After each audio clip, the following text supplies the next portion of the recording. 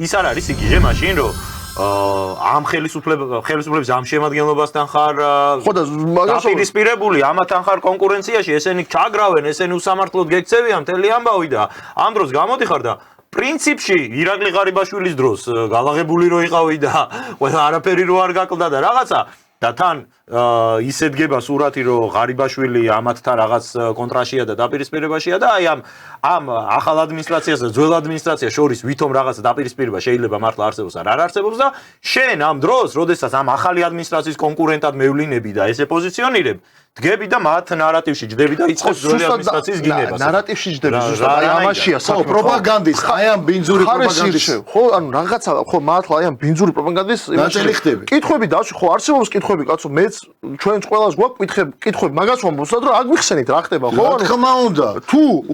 თუ ვიღაცა დამნაშავეა, ხო, მაშინ უნდა დადო ფაქტები. ფაქტები უნდა დადო, უნდა მე როდესაც ნახავ ნებისმიერ საქართველოს მოქალაქე, ვისაც აინტერესებს იგივე ღარიბაშვილის ბედი და ქვეყნის ბედი პირველ რიგში და ის თუ ეს ხო ესე მარტივად ხო არ ხდება